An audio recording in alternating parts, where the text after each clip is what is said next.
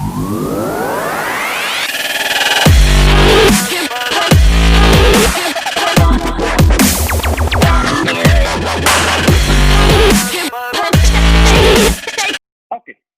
Friction. सबसे पहले एक बात समझ लो, आप लोगों ने फ्रिक्शन के बारे में नो डाउट पहले भी सुना हुआ है, राइट? सर फ्रिक्शन फोर्स है क्या, और इसको एक्चुअल में मुझे दिमाग में रखने के लिए अपने एक डेफिनेशन चाहिए कि सर जो मैं एक लाइन के अंदर पूरी इसकी जो भी कलाकारियां हैं वो सारी समझ आ जाए। ठीक है, फ्रिक्शन की अगर बात करोगे बच्चा, सबसे इंपॉर्टेंट इट इज, बोला जाता है कि इट इज अपोजिंग फोर्स। ठीक है, और बच्चा बहुत गलत तरीके से इसको इंटरप्रेट करता है। उसको लगता है कि सर ये ना हमेशा ये अपोज करती है, कोई भी बॉडी जिधर को भी जाना चाह रही है ना उसको रोकती है। बट याद रखना बच्चे, it is an opposing force, ये अपोज करती है मोशन को, बट कौन से मोशन को, that is important. It opposes relative motion. Sir relative motion का मतलब, आप लोग रिलेटिव मोशन का चैप्टर पढ़ के आए हो प्रॉपर, वहां पे आप लोगों ने एक बात समझी थी कि सर एक के रिस्पेक्ट में दूसरा। अब यहाँ पे सर किसके रिस्पेक्ट में कौन चलना चाहेगा, समझ के देखो। अगर मान लो तुम्हारे पास दो सरफेस है, राइट, जो आपस में कांटेक्ट में है। अगर दो बेटा जो सरफेसेस आपस में कांटेक्ट में है और एक दूसरे के रिस्पेक्ट में अगर चलना चाहेगा, तो याद रखना आप नो डाउट वहां पे कह सकते हो कि सर ये दोनों आपस में रिलेटिव मोशन करना चाह रहे हैं। और ऐसे ही रिलेटिव मोशन को, जो दो सरफेसेस कांटेक्ट में है और एक दूसरे के रिस्पेक्ट में अगर वो चलना चाहेंगे, तो याद रखना ऐसे ही रिलेटिव मोशन को अपोज करने वाली शक्ति को बोलते हैं फ्रिक्शन फोर्स, राइट? सर आओ डिटेल में इसकी थोड़ी सी बात करते हैं कि सर सिनेरियो है क्या। देखो बच्चे, इसके ना मैं पहले आपको समझाऊंगा, डेफिनेशन वगैरह मैं आपको बहुत अच्छे से लिखवाऊंगा, पर पहले ट्राई एंड अंडरस्टैंड कि सर कंसेप्ट बिहाइंड क्या है फ्रिक्शन। मान लो यहाँ पे एक ब्लॉक पड़ा है, बहुत बढ़िया सर। अब ये ब्लॉक की कहानी ऐसी है कि इसके पास नो डाउट कुछ ना कुछ मास होगा, बिल्कुल। अब अगर तुम लोग प्रैक्टिकली सोचो कि सर ये जो इसका नीचे वाला सरफेस है और ये जो अपना ग्राउंड है, अगर ये पार्ट पे आप लोग जूम करके देखोगे या माइक्रोस्कोपिकली देखोगे, तो यू विल रियलाइज कि सर ये सरफेसेस ऐसा नहीं है कि पूरे इवन हो, दे विल बी अनइवन और रफ। यस, तो याद रखना अभी तक जितने भी अपन ने केसेस लिए थे लॉज ऑफ मोशन में ना, वहां पे आप लोगों ने एक ऐसी कंडीशन को मान लिया था, जाने हुए ना जाने हुए, कि सारे के सारे surfaces are smooth. But practically you know one thing, sir कोई भी सरफेस परफेक्टली स्मूथ हो ऐसा कहना बहुत बड़ी भूल, राइट? तो याद रखना ये सरफेसेस माइक्रोस्कोपिकल लेवल पे अगर आप देखोगे, दे विल बी रफ और I can say uneven. Sir अगर ये अनइवन होंगे तो यहां से मुझे क्या समझ आएगा, सर मुझे ये समझ आएगा कि जब भी कोई बॉडी किसी मैं सरफेस के ऊपर रखूंगा, तो क्या तुम्हें ये बात की फील आ रही है कि ये आपस में सर एक दूसरे पे प्रेशर डालेंगे? यस। और अगर ये इस पे प्रेशर डालेगा तो नो डाउट सर जब मैं इसको आगे बढ़ाने की कोशिश करूंगा तो ये आपस में अटके रहेंगे, हाँ या ना? राइट। और अगर ये ऐसे अटके रहे, तो जब आप इसको आगे को धक्का दोगे तो एक नॉर्मल रिएक्शन यहां से ये अनइवन सरफेस इस ब्लॉक पे लगाएगा, विच will be basically acting downward. मैं आपको डिटेल इसका फिगर बना के दिखाऊंगा, डोंट वरी। बट अभी के लिए सिर्फ इतना समझ लो, सोच के देखो कि अगर दो सरफेसेस सर जो अनइवन है और आपस में कांटेक्ट में है, और एक उनमें से चलना चाह रहा है या फिर दूसरे के रिस्पेक्ट में इधर उधर होना चाहेगा, तो दूसरा वाला उसको रोकेगा, और इसी फोर्स को बुलाएंगे अपन फ्रिक्शन फोर्स। आओ अब मैं इसके ऊपर आपको थोड़ी सी कहानी सुनाता हूँ कि होता क्या है। बेसिकली बच्चे, ये जो अनइवन सरफेस है, इसको और अगर मैं माइक्रोस्कोपिकल लेवल पे लेके जाऊं, तो यू विल रियलाइज कि सर ऐसा कुछ मुझे सरफेस दिखेगा, yes, ऐसा, राइट? अब यहाँ पे देखो, जब मान लो कि मैं इसको आगे को खींचना स्टार्ट करता हूँ, कोई फोर्स लगाऊंगा एफ, बढ़िया बात।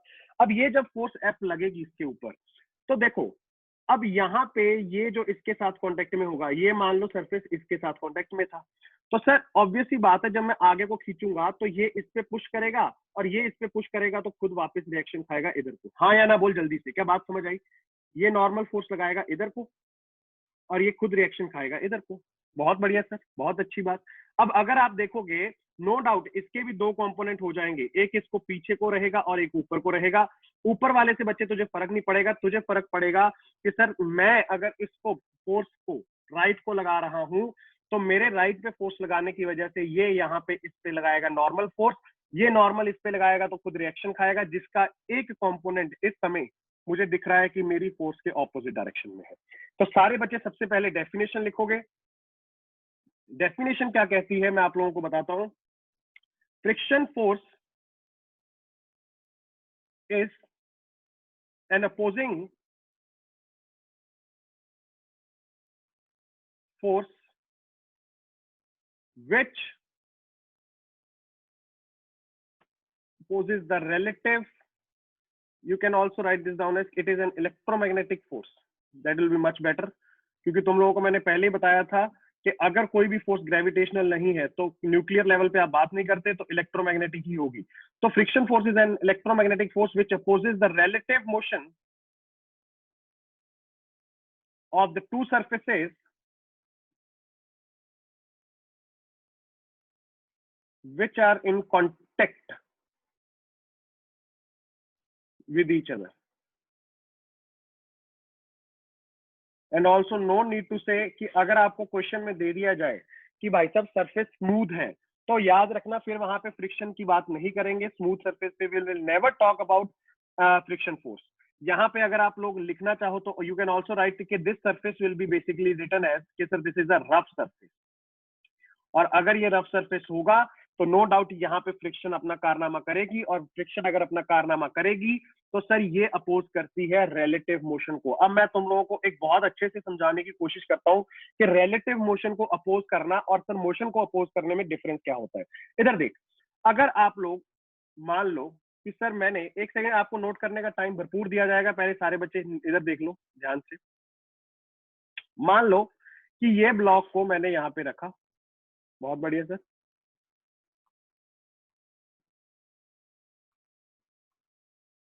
ये ब्लॉक को अगर मैं यहाँ पे रखता हूं, इस पे मैंने फोर्स लगाया राइट को। कितना फोर्स लगाया तेरा मुद्दा नहीं है, तुझे सिर्फ इतना पता होना चाहिए कि सर अगर आप लोग इसको राइट को फोर्स लगाओगे तो ये आप बेसिकली ग्राउंड के रिस्पेक्ट में देख। ग्राउंड के रिस्पेक्ट में कैसे देख, मान ले तू ग्राउंड के अंदर बैठा है, यहाँ पे बैठ के देख, राइट। अब तुझे ये समझ आएगा कि अगर मैं ये फोर्स सर राइट को लगा रहा हूं तो ग्राउंड के रिस्पेक्ट में ये ब्लॉक का जो ये सरफेस जो कॉन्टेक्ट में है, तो ये सरफेस भी राइट को मूव करने की कोशिश करेगा तेरी फोर्स की वजह से। बट मैंने अभी क्या बोला कि फ्रिक्शन क्या करती है, वो रिलेटिव मोशन अपोज करती है। तो अब मेरी वर्डिंग को सुनना और समझना। इफ आई विल से कि sir block is tending to move towards right with respect to the ground, तो फ्रिक्शन फोर्स अपना चमत्कार दिखाएगी और लेफ्ट हैंड साइड को लगेगी। बहुत बढ़िया सर, बहुत सही बात। सिमिलरली अगर मैं बोलूं कि सारा केस सेम था, सब कुछ तेरे पास जो तूने बोला यहाँ पे वो सब कहानी सेम थी, बट इस बार क्या हुआ कि मैंने बोला कि जो तेरी फोर्स थी तूने कहाँ को लगानी स्टार्ट कर दी, सर मैंने फोर्स लगाई लेफ्ट से लेफ्ट हैंड साइड को। अगर आप लोग बच्चे इस बार फोर्स लगाते हो लेफ्ट हैंड साइड को, आप चाहते हो कि ब्लॉक इधर को चलना स्टार्ट हो जाए, तो आप लोगों को ये बात की फील आ जाएगी कि सर अब ग्राउंड के रिस्पेक्ट में this is trying to move towards left, और अगर ये लेफ्ट को मूव करेगा तो आप कह सकते हो कि फ्रिक्शन फोर्स सर अपना कारनामा करेगी। वो चाहेगी कि ये लेफ्ट को इसके ग्राउंड के रिस्पेक्ट में मूव ना करे और वो राइट को लगना स्टार्ट कर देगी। बिल्कुल अभी आप ये मत सोचो कितना फोर्स लगेगा सर, कैसे लगेगा, क्या सेम लगेगा जितना आप लगाओगे, वो अभी मत सोचो, सिर्फ अभी के लिए डायरेक्शन को देखो, राइट। हमेशा याद रखो कि सर ये हमेशा हमेशा अपोज करेगी मोशन को। अगर मान लो सर मेरे पास कोई एक अनइवन सा सरफेस है, ऐसा पहाड़ी टाइप, तो सर पहाड़ी टाइप इसको ना सेल्फ एडजस्टिंग फोर्स भी बोला जाता है फ्रिक्शन को, ठीक है। आगे जाके मैं बोलूंगा अभी क्यों सर, क्योंकि बच्चे अगर आप देखोगे ना ये अलग अलग केसेस में अपनी डायरेक्शन को ना चेंज करती रहती है, मतलब एडजस्ट करती है अपनी डायरेक्शन को। मान लो अगर ये बॉडी इधर को जा रही है, ठीक है, ऑब्वियस ही बात है कांस्टेंट स्पीड से तो नहीं जा रही होगी, किसी एक इंस्टेंट की मैं बात कर लेता हूँ कि ये किसी v1 से जा रही थी यहाँ पे।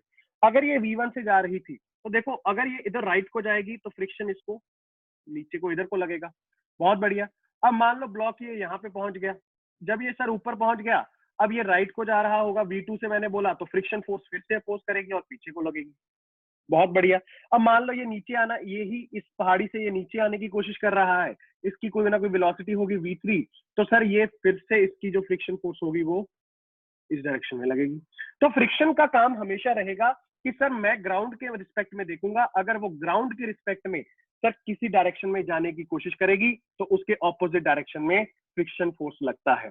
और एक बात सुन लो, कई बच्चों के दिमाग में बैठ जाएगा सिर्फ ग्राउंड के रिस्पेक्ट में, ऐसा नहीं होता, ऐसा नहीं होता। आगे जाके तुम लोग समझोगे, एक बॉडी दूसरी बॉडी के ऊपर रखी जाए, या फिर मान लो मैंने किसी चीज को दीवार के साथ चिपका के रखा है, पकड़ के रखा है, वहां पे भी फ्रिक्शन फोर्स लगेगी। तो ये भी दिमाग में मत डालना कि सिर्फ फ्रिक्शन फोर्स अपना ग्राउंड के साथ ही चमत्कार दिखाती है, ये बहुत जगह पे दिखाएगी। कौन कौन सी सिचुएशन होंगी वो आप लोग टाइम के साथ सीख जाओगे, ठीक है। तो सबसे पहले डायरेक्शन के बारे में आप लिख लेना, it is basically along the direction opposite to the direction of motion or relative motion of the body which is in contact with the surface। सारे बच्चे नोट कर लो।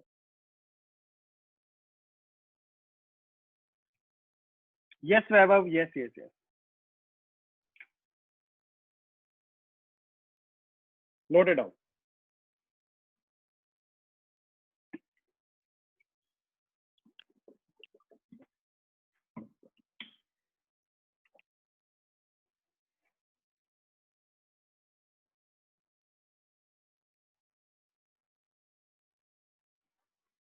जैसी नोट हो जाए please let me know. This is quite an important statement, इस statement को अच्छे से दिमाग में डालना। कभी भी कोई बोले कि फ्रिक्शन फोर्स क्या है, बच्चे अक्सर गलती करते हैं, खट से बोल देते हैं कि सर वो तो मोशन को अपोज करती है ना, गलत। वो रिलेटिव मोशन को अपोज करती है। वो चाहती है कि जो दो आपस में सरफेस बैठे हैं ना वो वैसे ही रहे, वो आपस में एक दूसरे से दूर ना हो जाए। Jayesh, Jayesh will talk about it. Pressure and friction is a force, friction is not pressure, remember one thing, ठीक है। फ्रिक्शन एक फोर्स है, राइट। एटमॉस्फेयर की वजह से जो फ्रिक्शन लगती है, तुम कहते हो कि सर अगर मैं जा रहा हूँ, राइट, मैं गाड़ी से जा रहा था या मैं बाइक से जा रहा था, तो मुझे हवा ने पीछे को धक्का दिया। वो आगे जाके अपन कैटेगरीज बनाएंगे, एक को बोलते हैं ड्राई फ्रिक्शन, एक को बोलते हैं wet friction. Wet friction is when we talk about fluid, right. कि सर फ्लूइड्स अपने के मोशन को अपोज करते हैं। अब फ्लूइड के अंदर कौन कौन आएगा, बच्चा कहेगा सर फ्लूइड कहाँ पे है। बच्चे आगे जाके आप लोग समझोगे कि जो तुम्हारी गैसेज होती हैं और जो लिक्विड्स होते हैं दोनों फ्लूइड की कैटेगरी में आते हैं, राइट। तो फ्लूइड की अगर बात करोगे दैट इज वेट फ्रिक्शन, उसके बारे में बात होगी आने वाले समय में। ओके, रैया कह रही है डन सर। कुणाल नोट हो गया, जल्दी बोलो।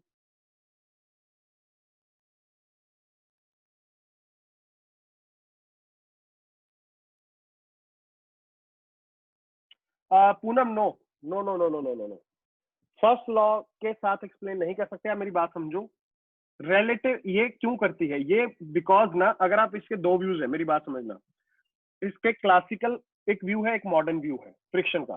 सर मतलब अंग्रेजी का मतलब क्या है कि क्लासिकल और मॉडर्न का। क्लासिकल व्यू तो ये कहता है कि ये जो दांत है ना आपस में ऐसे देखो अनइवन सर्फेसेस है, वो फंस गए, ठीक है।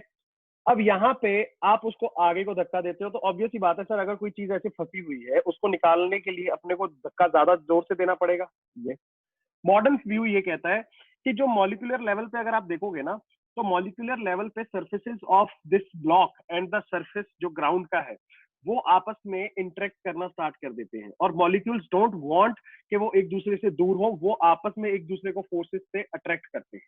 This is the modern view, right.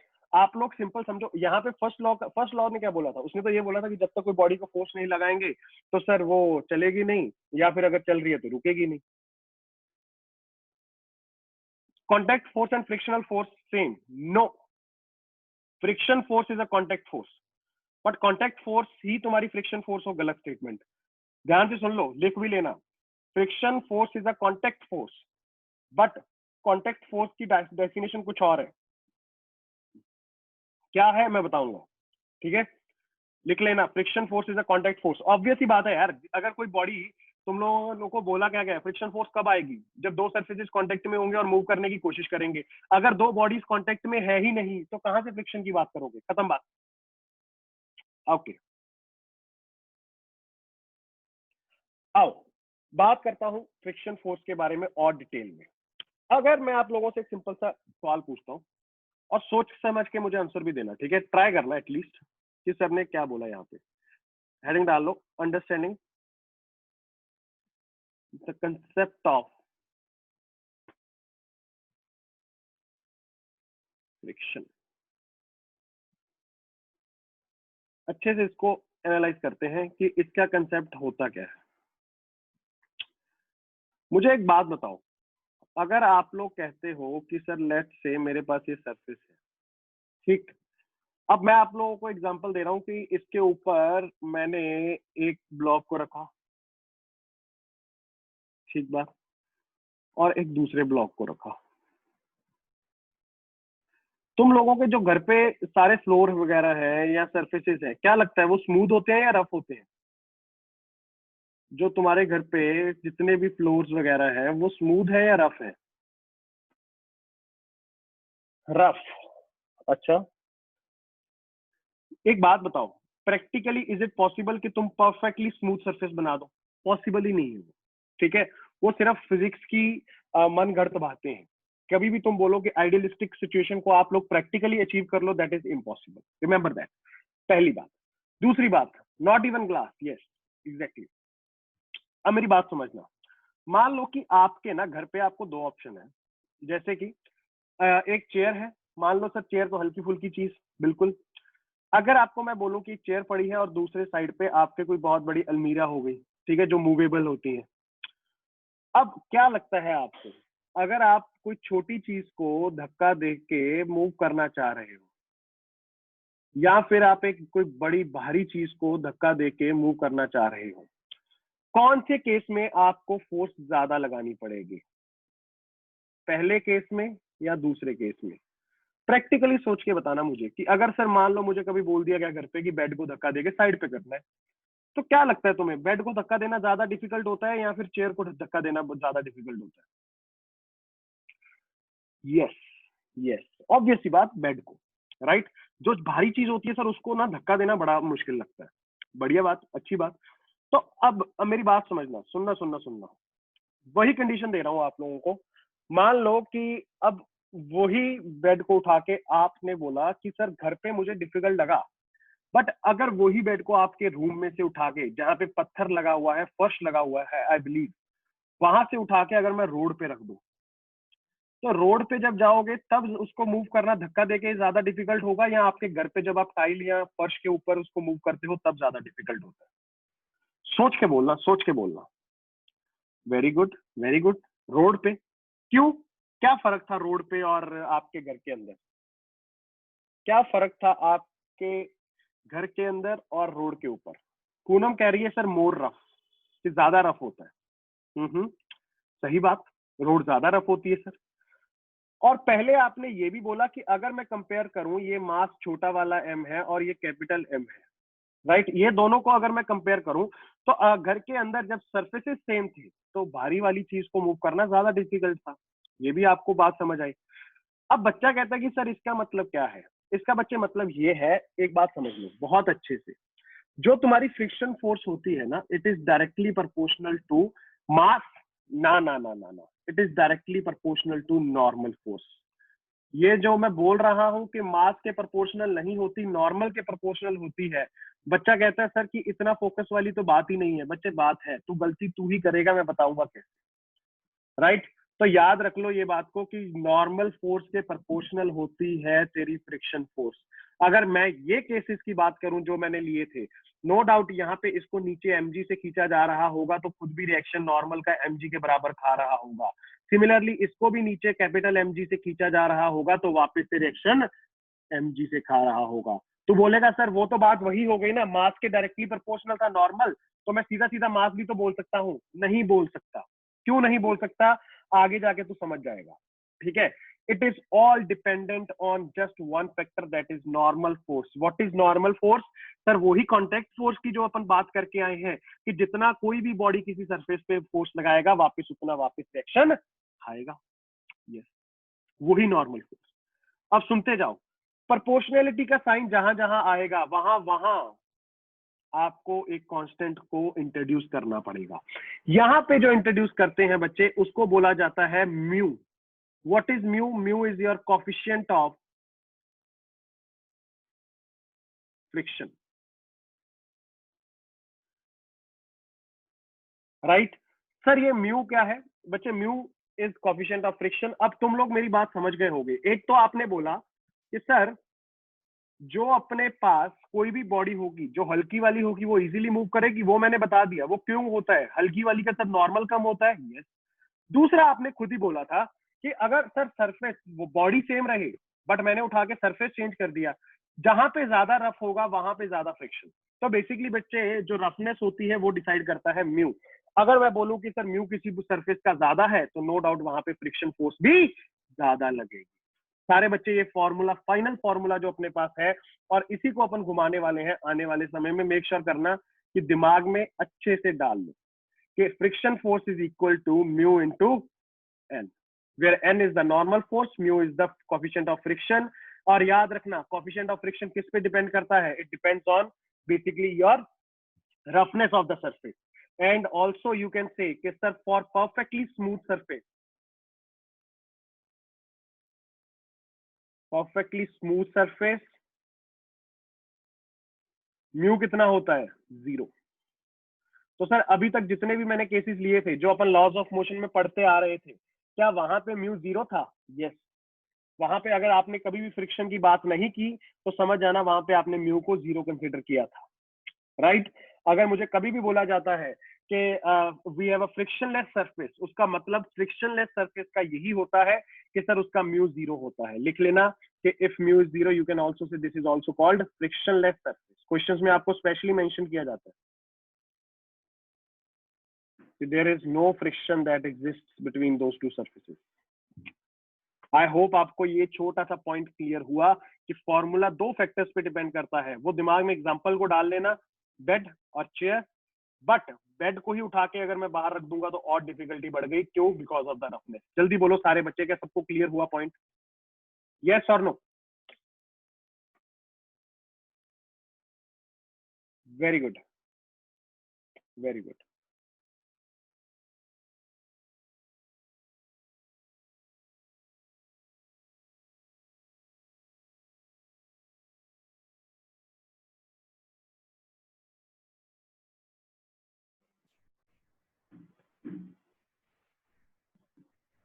चमका sir ji, very good, very good, very good, very good. जल्दी से नोट करो, आगे बढ़ता हूँ। और चीजें चमकेंगी आज।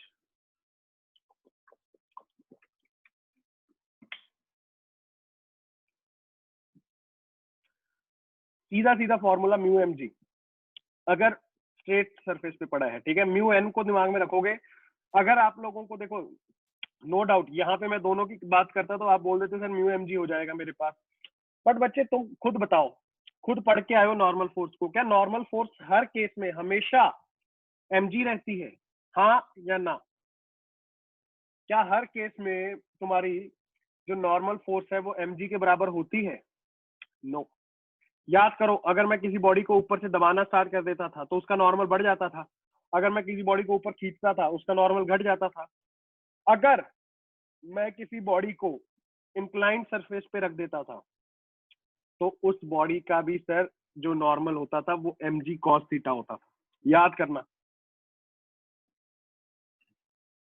याद करना मैं क्या बोल रहा हूँ। गुड। ओके, आगे बढ़ रहा हूँ, आगे बढ़ रहा हूँ।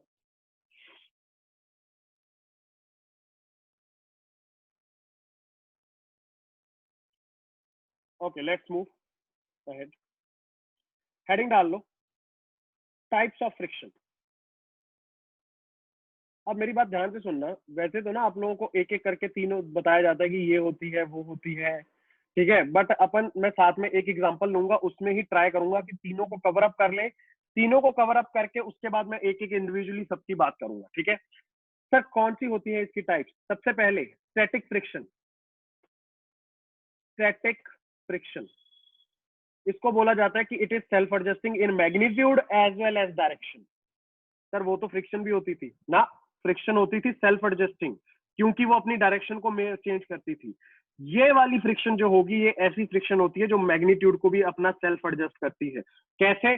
समझ जाएगा एग्जांपल के साथ। Next one is limiting friction and third one is kinetic friction.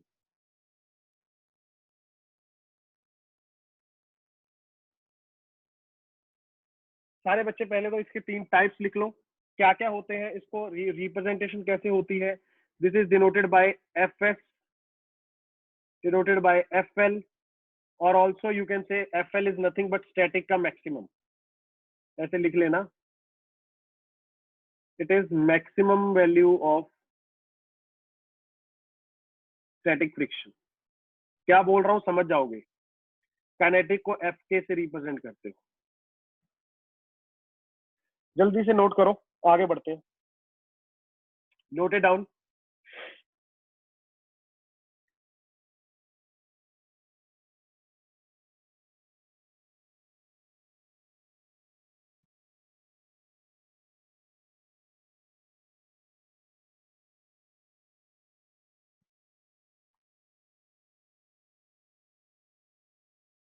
Okay, एक एग्जांपल देखते हैं बच्चे, और उस एग्जांपल में ना मैं आप लोगों को ट्राई करूंगा कि कुछ ना कुछ समझा पाऊं, और तीनों के बारे में एक बहुत ही क्लियर सा पर्सपेक्टिव पहले ही आप लोगों का बन जाए, ठीक है।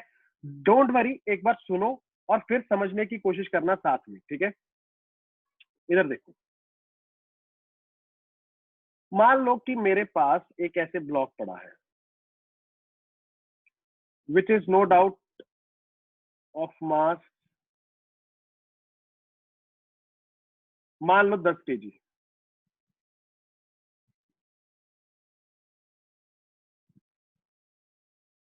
सही है सर, सीधा स्ट्रेट सरफेस पे पड़ा है। यस। अब ध्यान से सुनते जाना और समझने की भी साथ साथ कोशिश करना। आपको ना क्वेश्चंस में देखो, मैं बताता हूं, कई बार तो आपको सिर्फ दे दिया जाएगा म्यू एक ही, कई बार 2 म्यू दे दिए जाएंगे। चलो एक काम करता हूं, मैं पहले लेता हूं जिसमें आपको सिर्फ एक ही म्यू दिया गया। ठीक, मुझे बोल दिया गया म्यू इज 0.1। बच्चा खुश, बढ़िया सर, क्या बात। अब ध्यान से सुनना एक एक करके बात को। अगर मैं बोलूं कि यार इस केस में मुझे जल्दी से बता नॉर्मल फोर्स कितना होगा, तो खट से बोल देगा सर ये तो सीधा सीधा यहाँ पे सरफेस पे पड़ा है, 100 न्यूटन का फोर्स इसको नीचे खींचेगा, नॉर्मल वापस उतना ही रिएक्शन खाएगा, दैट इज 100 न्यूटन। तो नॉर्मल फोर्स अगर मेरे पास 100 न्यूटन आ चुका है, म्यू मुझे दे रखा है, तो मैं खट से बोलूंगा कि फ्रिक्शन फोर्स हो जाएगा कितना, it is mu into N और mu into M G. Sir M G यहाँ पे 100 है, तो 0.1 इंटू 100 दैट इज 10 न्यूटन। अब मुझे एक बात बताना और सुनना और समझना भी, इस पे अगर मैं यहां से आके ना फोर्स लगाना स्टार्ट करता हूं, कहां से आया, इधर से, मैंने इस पे फोर्स लगाना स्टार्ट कर दिया। मैंने फोर्स कितना लगाया ये मैं तुझे अब बता रहा हूं। मान ले मैंने इस पे फोर्स लगाया 2 न्यूटन, कितना, 2 न्यूटन। मुझे एक बात बता, तूने फ्रिक्शन फोर्स का वैल्यू निकाला, जो तुझे मैंने फॉर्मूला बताया, वो आया 10 न्यूटन। अब मैंने आके उसी ब्लॉक को धक्का देने की कोशिश की, कितने से, 2 न्यूटन से। तो क्या लगता है यार तुझे कि क्या फ्रिक्शन फोर्स अब 10 न्यूटन लग जाएगा, और वो भी ऑपोजिट डायरेक्शन में। क्या लगता है, क्या वो मुझे वापस से वो ब्लॉक धक्का दे देगा, हाँ या ना। ऐसा तो देखो प्रैक्टिकली सोचोगे तो पॉसिबल नहीं है। नो, बिल्कुल सही बोल रहे हैं सारे, नो, ऐसा प्रैक्टिकली पॉसिबल तो नहीं है। तो फिर सर क्या होगा, अभी तो आपने बताया कि formula is mu into N, और म्यू इंटू एन से 10 आया। अब अगर आपने आके फोर्स लगा दिया 2 न्यूटन, तो अगर आपने 2 न्यूटन लगाया, मैं यहाँ पे एक टेबल बना रहा हूँ, टेबल को क्यों बना रहा हूँ समझ जाना। इधर देखो, एक टेबल है ये, क्या बताएगा ये आपको सुनना।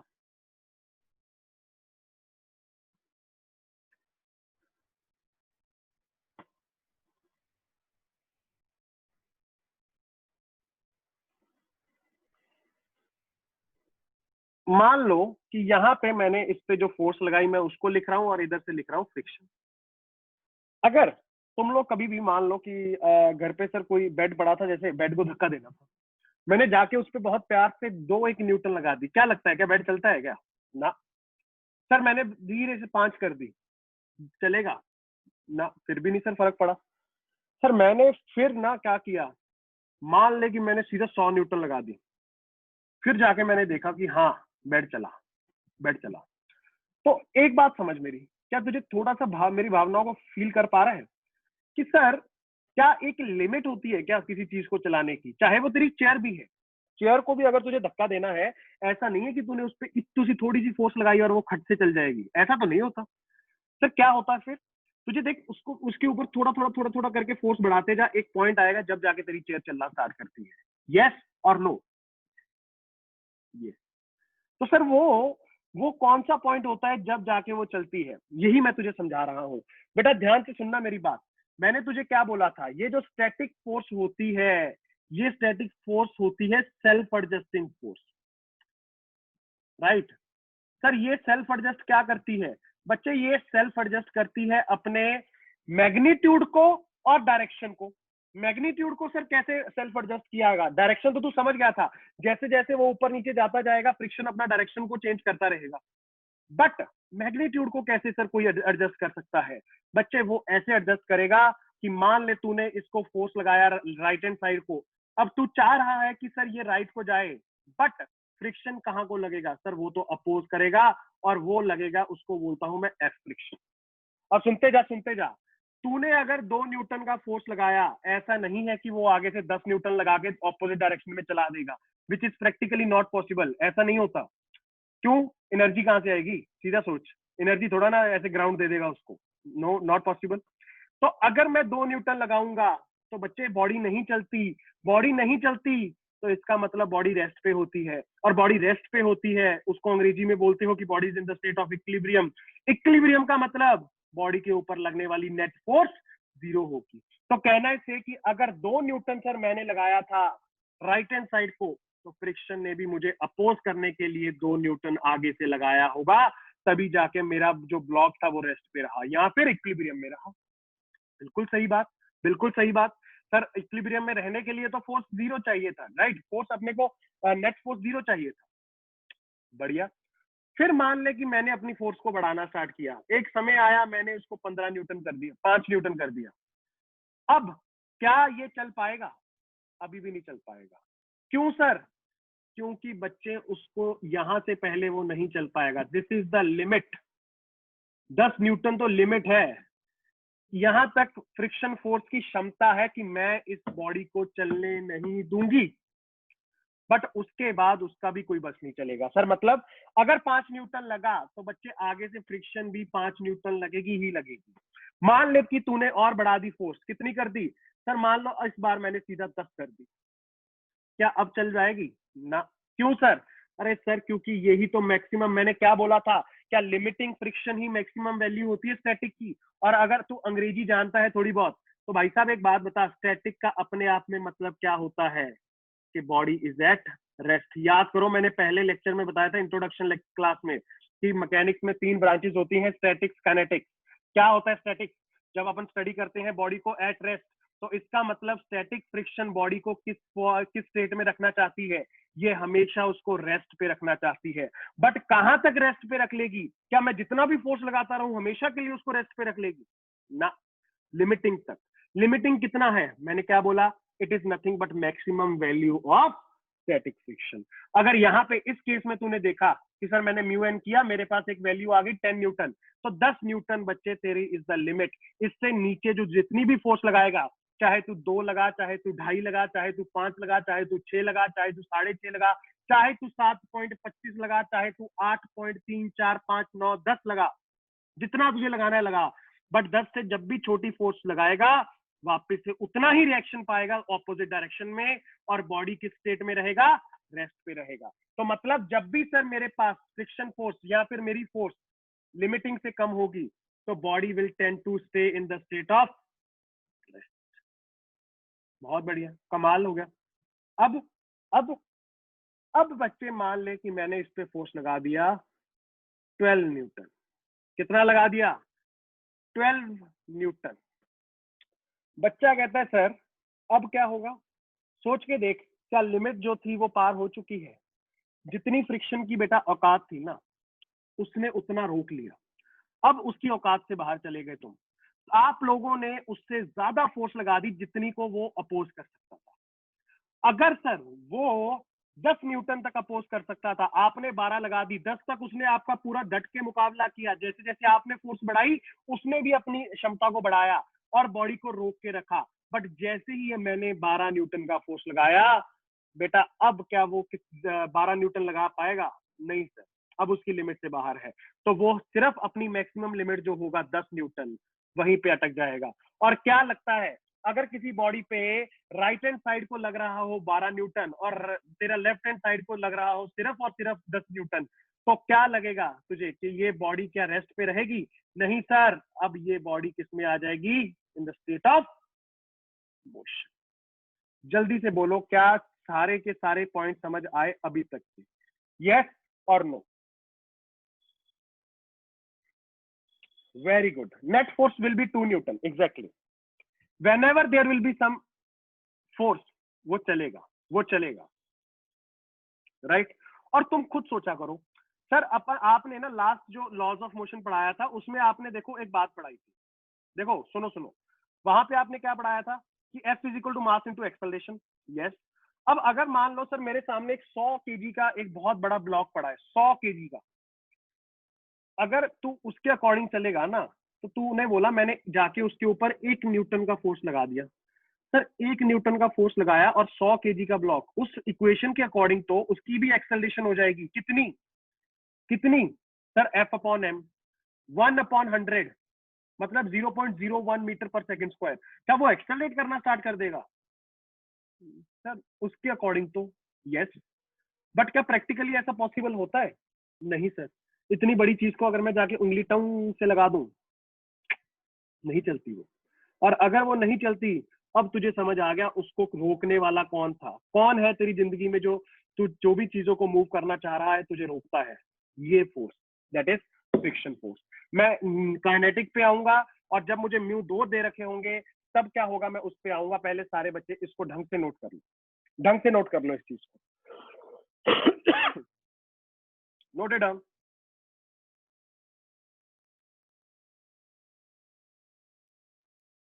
वो वहां पे स्मूथ सरफेस होता है, इसी वजह से वहां पे वो बात सही है कि वो 0.01 मीटर पर सेकंड स्क्वायर से चलेगा। बट वास्तविकता में जब तू प्रैक्टिकली कभी देखता है, क्या ये हो पाता है कि 100 केजी की बॉडी को अपन छत से चलाएं? हो ही नहीं सकता। क्यों सर? क्योंकि सर स्मूथ नहीं है ना सरफेस। नोट करो, नोट करो।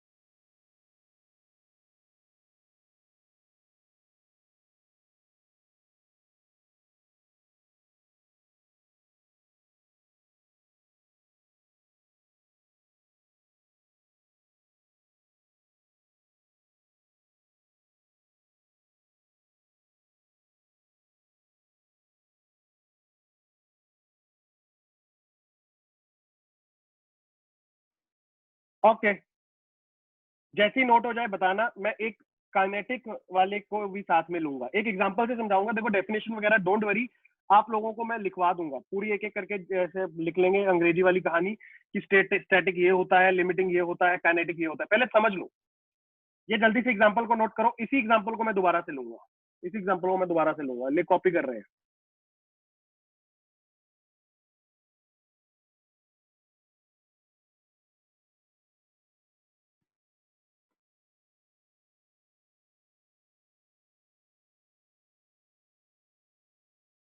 ओके, बस देखते जा और समझते जा। सर इसमें और पिछली वाली में डिफरेंस क्या है? बच्चे डिफरेंस इतना सा होगा, कई बार ना तुझे ऐसे दिखेगा mu S is equal to दे रखा है 0.1 और म्यू के दे रखा है 0.01। एक बात तो समझ ले हमेशा कि जो तेरा म्यू के होगा it will be less than mu S हमेशा। क्यों ऐसा होता है मैं तुझे बताता हूँ, वो बाद में तुझे प्रैक्टिकली भी समझा दूंगा मैं, कोई बड़ा मुद्दा नहीं होगा। ठीक है, इधर देख। अब सर यहाँ पे अगर 2 म्यू दे दिए गए तो नॉर्मल फोर्स तो अभी भी मुझे आंखों में बहुत अच्छे से चमकते जा रहा है कि 100 न्यूटन ही रहेगा, वो तो चेंज होने वाला नहीं है। सही बात। अगर नॉर्मल फोर्स 100 न्यूटन है, म्यू मेरे पास 2 आ गए, तो क्या करूं? कुछ नहीं करना बच्चे, बस तुझे यहाँ पे अब याद रखना तेरे पास 2 फ्रिक्शन की वैल्यूज आएंगी। सर कैसे आएंगी? देख, एक को तू बोलेगा एफएस या फिर बेटर है एफएल बोल दे, क्योंकि स्टैटिक की मैक्सिमम वैल्यू क्या आएगी sir, it will be limiting friction mu S into normal, और वैल्यू रखेगा तो कितना आ जाएगा 0.1 इंटू 100। क्या आप बात कर रहे हो सर, ये तो एग्जैक्टली वही बात होगी जो आपने लास्ट क्वेश्चन में की। यस, बट अब इसके साथ तुझे एक एफ के भी निकालना पड़ेगा, kinetic friction which is mu के इंटू एन, और अगर तू ये निकालेगा तो 0.09 इंटू 100 तो ये आएगा तेरे पास 9 न्यूटन। जल्दी से बोलो, क्या ये मुद्दा समझ आया, यस और नो? सर अब अगर आपके पास दो म्यू दे रखे हैं तो आपने अलग अलग से दो दो फ्रिक्शन निकाल ली, और बस आपने ये बोला कि जो स्टैटिक दे रखा है, स्टैटिक का मैक्सिमम वैल्यू को ही क्या बोलते हो, लिमिटिंग। वो तो सर आपने लास्ट केस में भी बोला था। बढ़िया बढ़िया। अब सुनते जाना इसमें और लास्ट वाले केस में डिफरेंस क्या है। अगर ध्यान से देखो बच्चे, कान खोल के बैठोगे और दिमाग को यहाँ पे रखोगे ना, तो एक झटके में समझ आ जाएगा। इस एग्जांपल के बाद आप लोगों को फ्रिक्शन में कभी दिक्कत नहीं आएगी, बट ध्यान से सुन लो, डोंट मिस एनी पॉइंट। मान लो कि ये मैंने दोबारा से एक टेबल बना लिया। टेबल का मतलब क्यों क्या है यहाँ पे सर, बेसिकली बच्चे मैं यहाँ पे लिखने वाला हूँ कि मैंने फोर्स कितनी लगाई और फ्रिक्शन आगे से कितनी लगेगी। नो डाउट अगर मैं इसको राइट हैंड साइड को धक्का देने की कोशिश करूंगा तो फ्रिक्शन लेफ्ट हैंड साइड को लगेगी। Yes yes. अब देख जल्दी से मुझे तुम लोग आंसर देना, तुम लोग आंसर देना कि फ्रिक्शन कितनी होगी। मैं आपको बता रहा हूँ कि मैं फोर्स कितनी लगा रहा हूँ। मान ले मैंने सबसे पहले फोर्स लगाया 5 न्यूटन, फिर मैंने फोर्स लगाया 7 न्यूटन, फिर मैंने फोर्स लगाया 9 न्यूटन, फिर मैंने फोर्स लगाया 10 न्यूटन, फिर मैंने फोर्स लगाया 12 न्यूटन, फिर मैंने फोर्स लगाया 15 न्यूटन, लास्ट में मैंने फोर्स लगाया 20 न्यूटन। जल्दी से मुझे बता कि अगर मैंने 5 न्यूटन का फोर्स लगाया तो तेरे हिसाब से तेरे मन में क्या है, क्या लगता है, क्या बॉडी चलेगा क्या, हाँ या ना? जल्दी जल्दी जल्दी जल्दी। ओके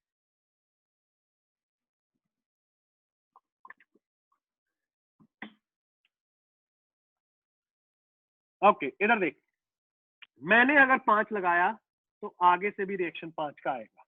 क्यों सर, कम है ना वो कम है फोर्स फ्रिक्शन से।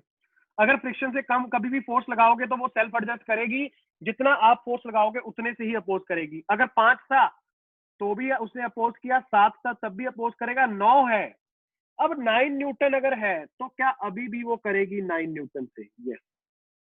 बट देखो मामला यहाँ पे आके अटकेगा। क्या लगता है 10 न्यूटन पे वो चल जाएगा, यस और नो? अगर 10 न्यूटन लगा तो चलेगा क्या? अरे हाँ या ना बोल। कुणाल कह रहा है मोशन, देव कह रहा है नो, पार्थ कह रहा है नो। तो अच्छा जी, अच्छा जी। और बाकी बाकी सारे बच्चे विचार दो अपने। पूनम, अदिति, रैया, सृष्टि, प्रांजल। मुझे एक बात बता, मुझे एक बात बता। कुणाल कह रहा है यस क्योंकि एफ के 9 है। इन दोनों में से ये जो 10 है और ये जो 9 है, इन दोनों में से कौन सी लिमिटिंग है? मुझे लगता है सर ये वाली लिमिटिंग फ्रिक्शन है। और लिमिटिंग फ्रिक्शन क्या होती है सर? जहां तक वो रोकने की क्षमता रखती है। तो मेरे हिसाब से फ्रिक्शन फोर्स ना 10 न्यूटन तक उस बॉडी को रोक के रख सकती है। बच्चे अगर आप लोग याद रखना, कभी भी ना पहले स्टार्टिंग में आपका फोकस सिर्फ और सिर्फ इस पे होना चाहिए। 9 न्यूटन को देखो भी मत। सर क्यों ना देखूं? क्योंकि सबसे पहले जो उसकी लिमिट होती है ना बेटा, वो पार करनी पड़ेगी अगर तू उसको मोशन में लाना चाहता है। उससे पहले तो वो स्टैटिक कंडीशन में है। व्हाट इज स्टैटिक की कंडीशन? रेस्ट पे। तो इसका मतलब अगर मैं 10 लगाऊंगा तो सर क्या वो भी आगे से 10 ही लगाएगा? Yes yes. स्टैटिक फ्रिक्शन की लिमिट है 10 तक, वो रोक के रखेगा। बट अगर मान लो आपने 10 से ज्यादा फोर्स लगा दिया, अब ये बात तो तुझे फील आ जाएगा कि बॉडी मोशन में आ जाएगा। बट बच्चे जैसे ही बॉडी मोशन में आ गया और तूने वो लिमिट पार कर दी ना, अब सोचना स्टार्ट कर दो इसके बारे में। अब फ्रिक्शन फोर्स कितनी लगेगी? 9 न्यूटन। बच्चा कहता है सर मैं नहीं समझ पाया कि क्यों ऐसा हुआ। अब देख, प्रैक्टिकली सोच के देख, क्या इनिशियली जब तेरी बॉडी किसी बॉडी के ऐसे सरफेस के ऊपर पड़ी है, तो तुझे पता है कि जो इनके दांत होंगे, मतलब दांत मतलब मैं क्यों बोल रहा हूँ, अनइवन सरफेसेस, राइट, वो ऐसे अच्छे से अटके पड़े होते हैं, राइट। अब जब आप लोगों ने एक बार उसको धक्का देके आगे कर दिया, तो क्या वो एक बार वो जो आपस में उनकी मॉलिक्यूलर इंटरेक्शन भी होगी, वो क्या एक बार यहां से निकल जाएंगे? ये जब तू फोर्स लगाता जाएगा, वो कब निकलेंगे? जब लिमिट आप तक क्रॉस कर दोगे। बट लिमिट क्रॉस करने के बाद क्या फिर वो दांतों को तो अटकने का मौका देते हो कि अच्छे से वो दोबारा से फिट हो जाए बीच में? क्या तुम टाइम दे रहे हो उसको? ना। क्या तुम उस बॉडी को चलाते जा रहे हो? यस। और तो खुद सोच के देख, खुद सोच के देख ये बात प्रैक्टिकली, कि अगर मैं कभी भी घर पे किसी बॉडी को सर स्टार्ट करना है, धक्का देके मुझे मूव करना है, तो सोचना स्टार्टिंग में तेरा जोर ज्यादा लगेगा, बट एक बार अगर वो चल गई तो फिर तुझे उतना जोर नहीं लगाना पड़ेगा। इसी वजह से kinetic friction is always less than limiting friction. एक लिमिट है जिसको पार करना पड़ेगा, बट वो लिमिट पार होते ही फ्रिक्शन फोर्स कम हो जाती है। दो चीजें सोच सकता है, एक कि सर वो जो मैं उनको टाइम ही नहीं मिलता आपस में अटकने का, और अगर वो नहीं अटकेंगे अच्छे से तो वो अपोज नहीं कर पाएंगे। यस और नो? यस। और घर पे भी मैं देखता हूँ कि अगर मैं सर कभी किसी चीज को पुश करता हूँ, इनिशियली मुझे ज्यादा जोर लगाना पड़ता है, बट एक बार वो चीज चल जाए, फिर मैं उसको अगर धक्का देता जाऊं तो फिर मुझे उतना फोर्स नहीं लगाना पड़ता जितना स्टार्टिंग में लगाना पड़ा। सारे बच्चे एक सुर में मुझे बोलो हाँ या ना। अगर समझा बहुत बढ़िया, नहीं समझा मैं और एग्जांपल दूंगा। उसके बाद हर केस में, उसके बाद जब वो मोशन में आ गया, वो उसके बाद वो 9 न्यूटन ही लगाएगा, बिल्कुल। तो याद रखना सर, यहाँ पे ये पहले जो 4 केस थे तेरे, राइट, ये क्या थे बॉडी के? Sir body was in the state of rest. Yes. यहाँ पे जाके मेरे पास सर उसने अचीव कर ली कौन सी स्टेट, कौन सी friction force? This was limiting. Limiting friction एक बार अचीव हो गई तो उसके बाद वो नहीं रुकेगा, body will be in the state of motion. और जब body will be in the state of motion, तब उसके ऊपर अब लिमिटिंग फोर्स नहीं लगेगी, फ्रिक्शन फोर्स। अब कौन सी लगेगी? अब उसके ऊपर काइनेटिक लगेगी। और याद ये रखना कि काइनेटिक जो होगी वो हमेशा कम होगी, किसके कंपैरेटिव? लिमिटिंग के। मैंने देखो स्टार्टिंग में इसी वजह से लगाया था। Clear, very good very good, बहुत बढ़िया, understood, very good very good. इसीलिए मैंने यहाँ पे लिखवाया था आप लोगों को कि म्यू के is less than mu S. Mu के हमेशा कम होगा।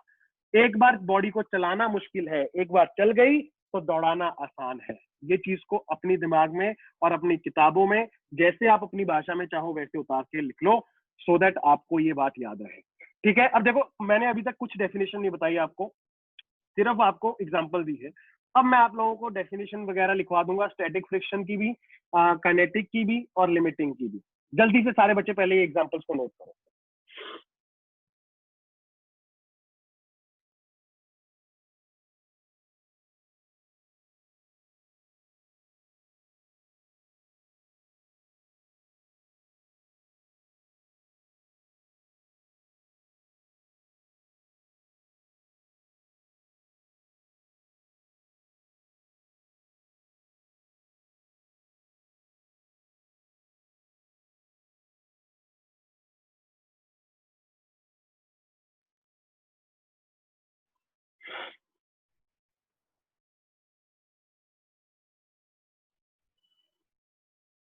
जल्दी से सारे बच्चे नोटेड डाउन, जैसे ही नोट हो जाए लेट मी नो, फिर आगे बढ़ेंगे।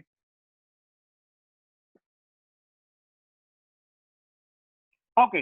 अब सारे बच्चे एक काम करो, पहले तो ना इसकी डेफिनेशंस लिखते हैं एक एक करके। सर किसकी? स्टैटिक की। सारे बच्चे लिखो बच्चे, एक एक लाइन लिखवाऊंगा, ज्यादा इसको बिना बात के लंबा खींचेंगे नहीं। लिख लेना कि स्टैटिक फ्रिक्शन इज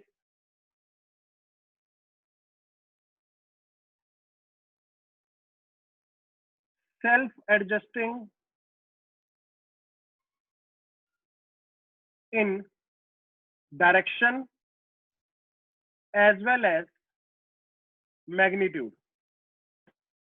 ये अपने मैग्नीट्यूड को सेल्फ एडजस्ट करती है, जैसे जैसे टू फोर्स लगाएगा उसके हिसाब से अपोज करती है ये। इसी वजह से नाम क्या बोला गया अंग्रेजी में, इसको क्या दे दिया गया कि ये सर सेल्फ एडजस्टिंग है, बहुत एडजस्टिंग है ये। तेरे हिसाब से तेरे मुताबिक चलेगी ये। ऐसा नहीं है कि सर अगर आप कुछ भी फोर्स लगाओ ये कुछ भी लगाएगी, ऐसा नहीं होगा। तो याद रखना static friction is self adjusting force, direction में भी और मैग्नीट्यूड में भी, and it tends to keep the body in the state of rest. ये चाहेगी कि अगर कोई बॉडी बेटा रेस्ट पे है ना तो वो रेस्ट पे ही रहे। और कब तक ये उसको रेस्ट पे रख सकती है? कब तक?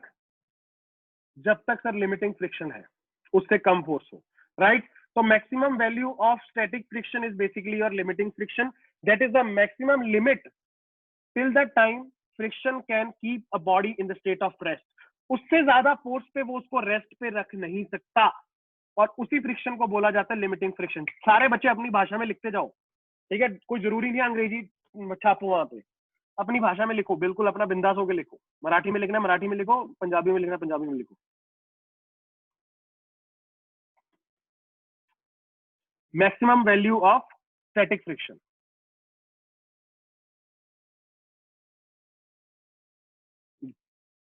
बहुत बढ़िया पूनम, लिखो लिखो, उसमें लिख लो।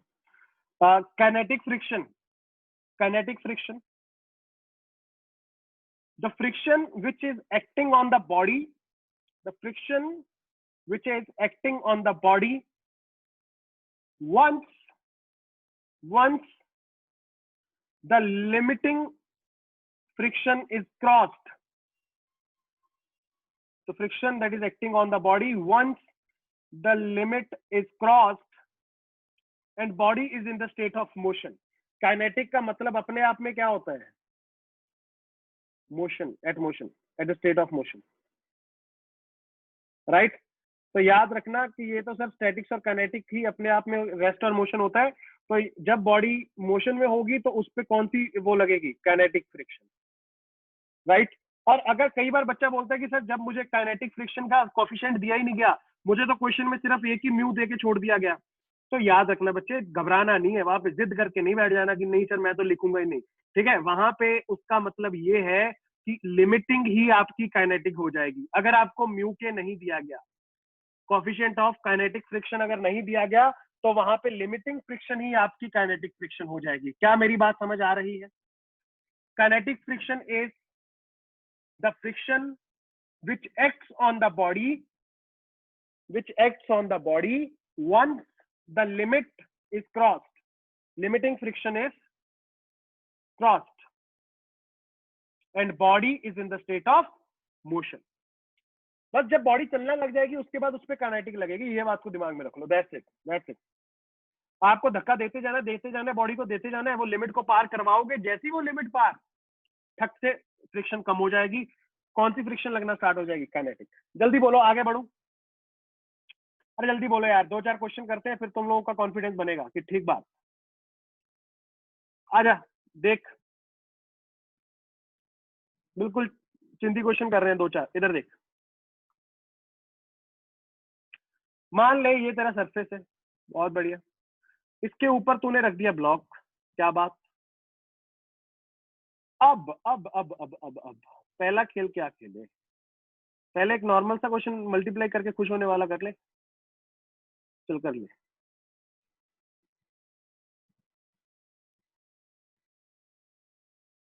मान ले मुझे दिया गया कि ये सरफेस का म्यू इज 0.5, बहुत सही। Mass of this block is 2 kg, force is acting on this block F। Question को देखना, find out the friction force and acceleration of the body, friction force acting on the body and acceleration of the body। if first part is, इसी के मैं 2-3 part बना दूंगा। F is 5 Newton, second is if force F is 10 Newton, third is if F is 20 Newton, fourth is if F is 50 Newton।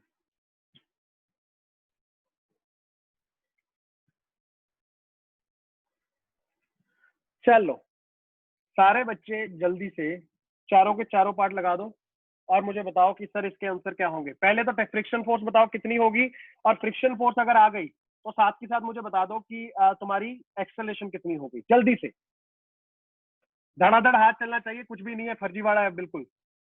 Multiply करो, खुश हो जाओ। Formula एक ही लगेगा, mu N.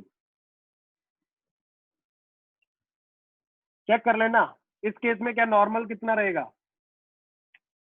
Okay okay okay okay, सही है आंसर सही है। पूनम, पार्थ, देव, चलो आगे बढ़ो आगे बढ़ो आगे बढ़ो। सही बोल रहे हो जो बोल रहे हो, मान गया तुम्हारी बात। नॉर्मल फोर्स कितनी होगी सर? सीधा सीधा सरफेस पे पड़ा है, नीचे धरती खींचेगी 20 न्यूटन से, खत्म बात। ऊपर नॉर्मल उतना ही रिएक्शन खाएगा 20 न्यूटन से, मान गए सर। सर अगर नॉर्मल फोर्स मेरे पास आ गई, म्यू मुझे दे रखा है, तो सबसे पहला काम क्या करूंगा सर? फ्रिक्शन फोर्स निकाल लूंगा। सर वो कितनी होगी सर? Mu into normal.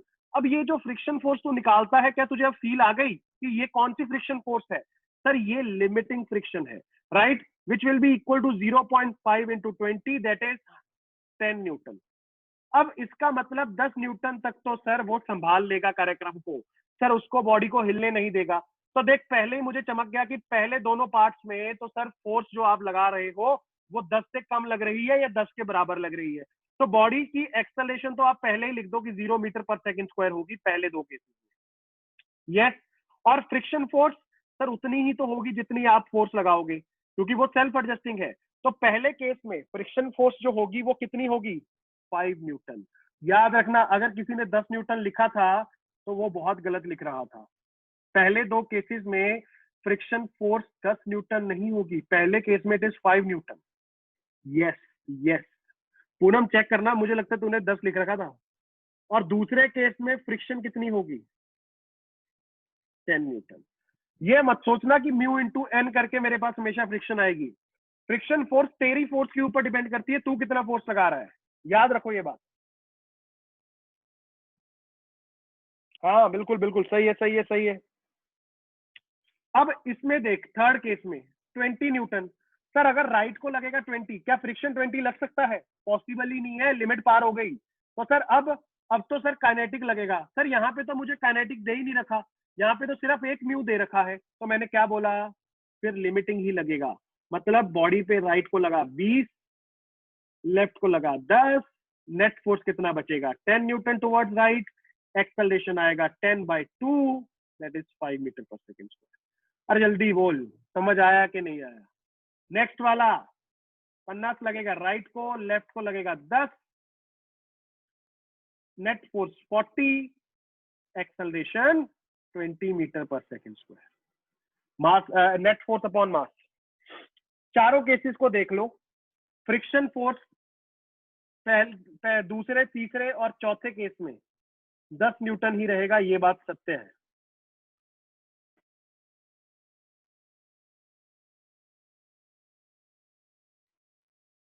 दूसरे, तीसरे, चौथे केस में फ्रिक्शन फोर्स 10 रहेगा, पर पहले केस में इट विल बी 5 न्यूटन। सारे बच्चे अच्छे से एनालाइज करो और बताओ क्या बात समझा, यस और नो। वेरी गुड देव, बिल्कुल सही थे बिल्कुल सही थे। डोंट वरी, जो नहीं लिख पा रहे चैट में इतना, don't worry, it's all right. कौन सा क्लास है? अभी क्लास है क्या?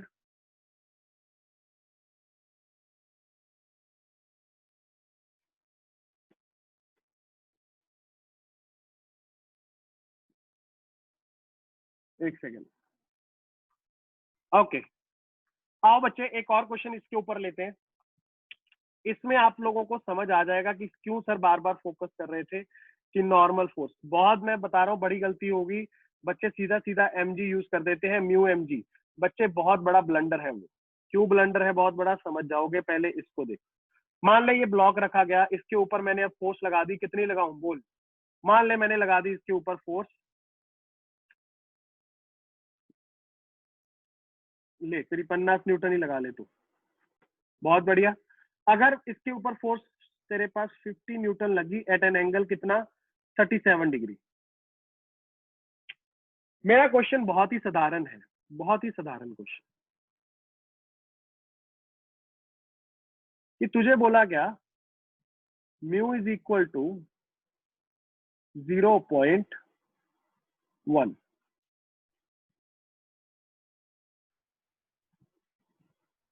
अच्छा, इसके बाद ना मेरे दिमाग में एक और क्वेश्चन आ गया म्यू से। कोई मुझे बता सकता है पहले तो म्यू का what are the dimensions of mu? Coefficient of friction के डायमेंशंस क्या होंगे?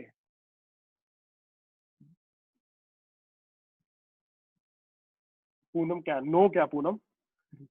अच्छा, नो डायमेंशन, मुझे लगा कह रही है कि नो सर नहीं बता सकते। Yes yes, it is dimensionless, it is dimensionless. सोच के देखना, friction force upon normal force, तो force upon force, normal force, friction force, दोनों के डायमेंशन कटे, बचा क्या? नथिंग। दैट इज वाई याद रखना, तुम्हारा coefficient of friction is called, it is a dimensionless quantity, it is a dimensionless quantity. इसका तो कोई यूनिट भी नहीं होता, राइट?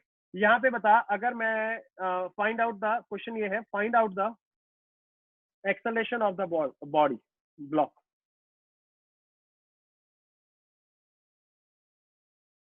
जल्दी जल्दी जल्दी जल्दी जल्दी।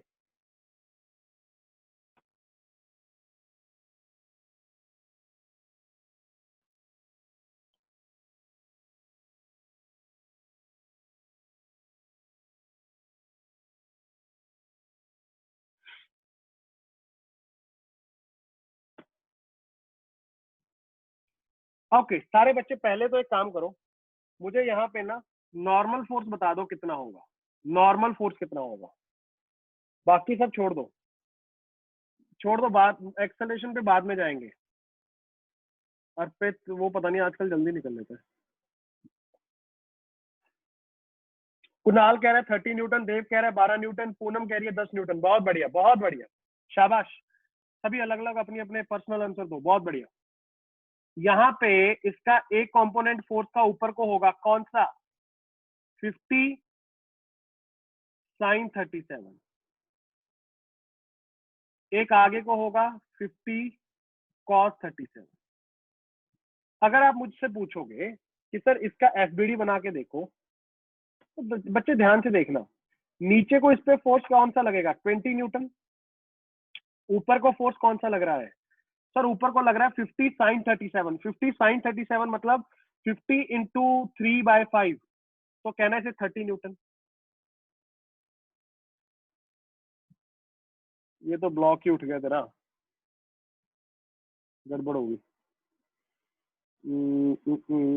एक काम करो, एक काम करो, एक काम करो, इसका मास 3 kg ले लो।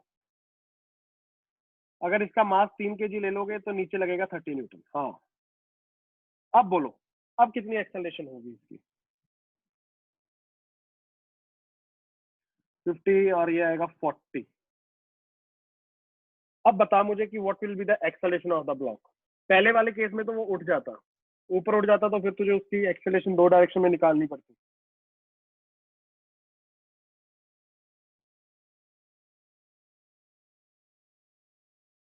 ओके, कुणाल कह रहा है 40/3। अच्छा, फ्रिक्शन फोर्स कितनी होगी इस केस में? What will be the friction force that will be acting on this body? बोलो बोलो बोलो बोलो। जीरो। कुणाल कह रहा है जीरो। ओके, मेरे हिसाब से सही कह रहा है। क्यों सर? अरे यार एक बात बता, नॉर्मल फोर्स ऊपर को लगती है, तू अगर ध्यान से देखेगा तू बोलेगा 90 + 30 इज इक्वल टू 30, तो नॉर्मल कितनी आ रही है? 0 न्यूटन आ रहा है। तो इसका मतलब नॉर्मल फोर्स 0 हो गया, तो कहने से फ्रिक्शन फोर्स भी 0 न्यूटन हो जाएगा। ये इसका मतलब ये अपोज करेगा ही नहीं कोई इसको ना, तो ये सिर्फ और सिर्फ आगे को जाएगा कितनी फोर्स से? 40 से। एक्सेलरेशन कितना हो जाएगा? 40/3, दैट इज 40/3 मीटर पर सेकंड स्क्वायर। क्या बात समझ आई? यस और नो? अच्छा अच्छा अच्छा अच्छा, इस पे मान लो, अगर इसी के क्वेश्चन को मैं थोड़ा सा और बना रहा हूँ, इसी क्वेश्चन में मैं बोल देता कि ये 3 kg था, इस पे इधर को लग रहा है 10 न्यूटन, और ये एंगल दे रखा है 37 डिग्री। 10 मत लो, इसको 20 ले लो। अब बोलना। जल्दी से बताओ इसकी एक्सेलरेशन कितनी होगी। सेम क्वेश्चन, बस वैल्यूज चेंज की है मैंने फोर्स की। अब बताओ जल्दी जल्दी, कंपोनेंट तोड़ना सबसे पहले। ये एक आएगा, ये ऊपर को आएगा, ये आएगा 20 cos 37 which is equal to 20 into 4/5 which is 16 newton. ऊपर को आएगा 20 into 3/5 that is 12 newton, right. नीचे को एक फोर्स लगेगी 30 newton because of its weight, gravitational force 30 newton. अब ये आपको दे रखा है कि म्यू इज इक्वल टू 0.1। मुझे सोच समझ के बताना what will be the normal force in this case. जल्दी जल्दी जल्दी, जस्ट द नॉर्मल फोर्स। कहना है से सर इसके ऊपर जो लगेगी वो नॉर्मल लगेगी n, तो n plus 12 is equal to 30। so normal force will be equal to 30 minus 12 that is equal to 18 Newton.